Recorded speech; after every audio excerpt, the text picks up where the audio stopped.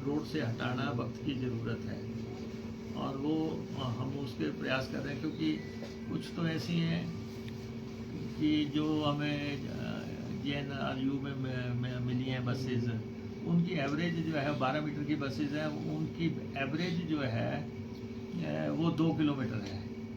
वो किसी 2 किलोमीटर की एवरेज में वो किसी भी तरह हमें बारह नहीं खाती हैं उनको चलाना।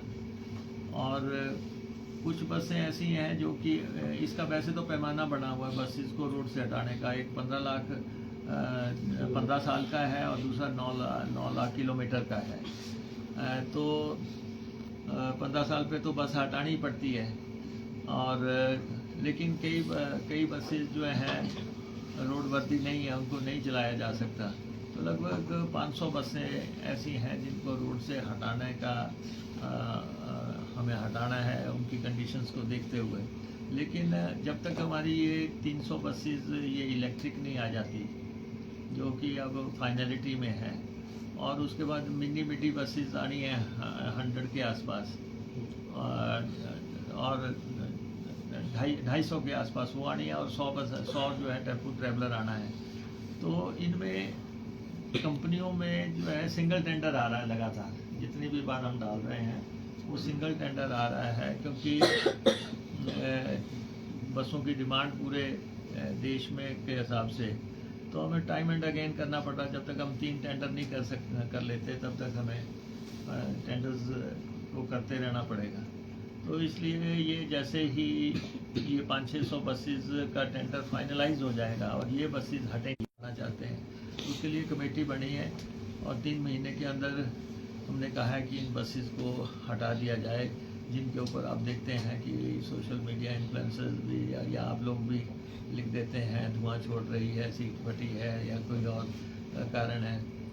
लेकिन HRTC में जैसे नई बसें आएंगी, उनका रिप्लेसमेंट तो उन्हीं के साथ होगा। सर, एक रोपवे का था कि शिमला वाला जो रोपवे है, इसके लिए सिंगल टेंडर बार बार आ रहा है, तो अब ये क्या आगे बढ़ेगा मामला सिंगल टेंडर? नहीं, बार बार नहीं आ रहा है, एक ही टेंडर हुआ और एक ही टेंडर सिंगल टेंडर है। रोपवे का जो प्रोजेक्ट है, ये लगभग रोपवे में सिंगल टेंडर अलाउड है। एक तो मैं ये कहना चाहता हूँ कि करना या नहीं करना ये तो अभी कैबिनेट ने कॉल लेनी है, मंत्रिमंडल फैसला करेगा। ये एक बहुत प्रेस्टिजियस प्रोजेक्ट है, एशिया का सबसे इम्पोर्टेंट प्रोजेक्ट है ये, जिसमें 13-14 किलोमीटर लंबा रोपवे लगना है, और इसमें क्लियरेंसेस लेते लेते जो है काफ़ी समय हो गया है। जब ये शुरुआत में फर्स्ट का फैसला हुआ था, उसमें ये 1556 करोड़ के आसपास था। अब 5 साल हो गए इनकी सारी परमिशनों को लेते हुए, कोई टेंडर करते हुए, कोई इकोनॉमिक मिनिस्ट्री से परमिशन होनी है, कोई ट्रांसपोर्ट मिनिस्ट्री से परमिशन होनी है, कोई स्टेट की परमिशन होनी है, नेशनल NDB जो है बैंक्स हैं, जो फॉरेन बैंक्स हैं, उन्होंने पैसा देना है। तो इसलिए ये सारे एग्रीमेंट करार देते करते करते अब 5 साल हो गए हैं, और 5 साल में जो टेंडर जब फाइनलिटी की तरफ आया है, तो उसकी कीमत जो है लगभग 500 करोड़ रुपया बढ़ गई है। तो अब सेंटर से भी इसमें क्या करना है, क्योंकि डॉलर की कीमत के हिसाब से, समय के हिसाब से, और फिर हम we are living in a political setup है। अभी तक सिंगल टेंडर आया है, अभी बात हुई नहीं, अभी उसको पेश अभी से शुरू कर दिया कि वो बहुत बड़ा घोटाला हो गया, जबकि अभी तो टेंडर भी फाइनल नहीं हुआ, अभी तो टेंडर कैबिनेट में भी नहीं गया। लेकिन ये है कि टेंडर में जब टेंडर की नेगोशिएशन हुई है, तो कंपनी के साथ उन्होंने 500 करोड़ रुपए उसको नीचे लाया है। तो जैसे 250 करोड़ रुपए के आसपास था, तो उन्होंने 2300 करोड़ रुपए पे नेगोशिएशन की है।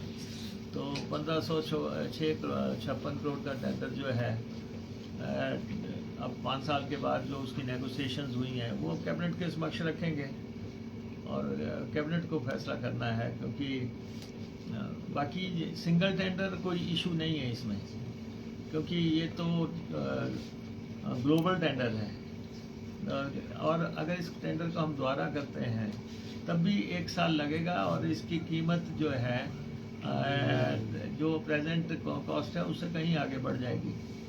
तो इस वाली कैबिनेट में possibility- इस वाली कैबिनेट में है पॉसिबिलिटी? अब पता नहीं कैबिनेट को में आता है कि नहीं, लेकिन हमें रोपवे कॉरपोरेशन से रिकमेंडेशन आ गई है जो उन्होंने नेगोशिएशन की है।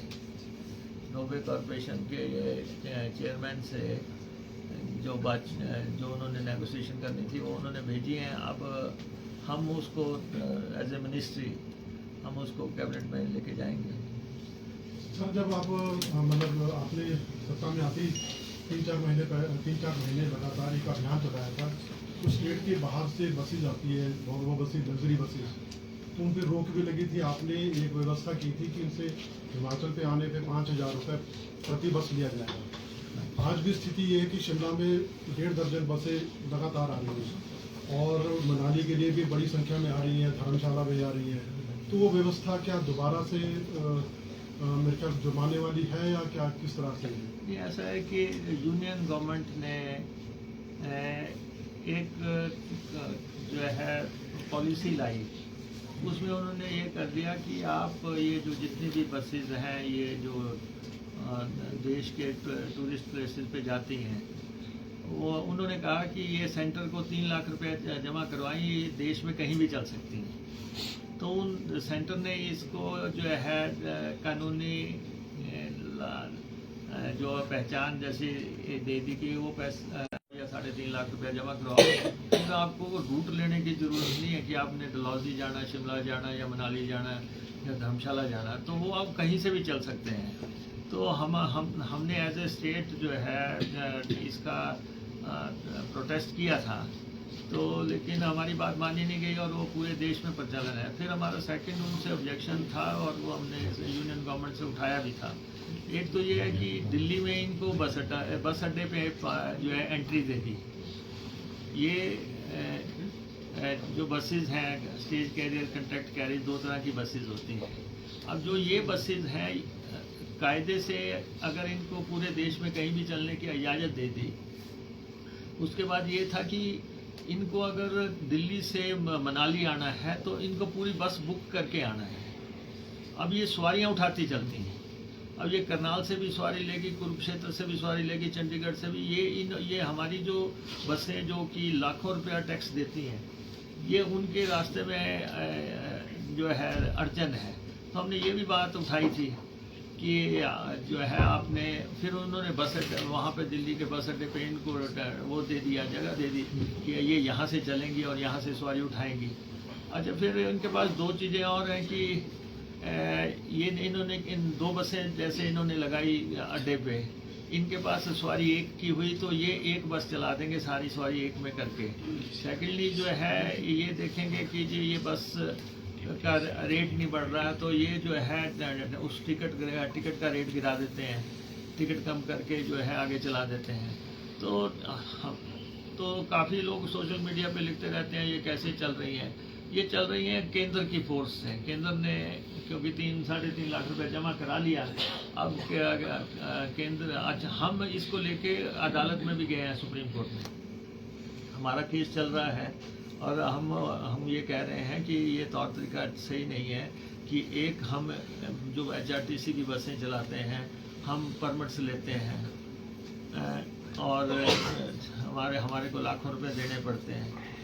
सवारी उठाने का अधिकार हमारा है, इनको तो सवारी पूरी तरह बुक करके एक स्टेशन से दूसरे स्टेशन पे ले जानी थी। तो ये अभी तक मसला सुलटा नहीं है, अदालत में भी है और केंद्र से इनको जो है एक रास्ता भी मिल चुका है। हिमाचली और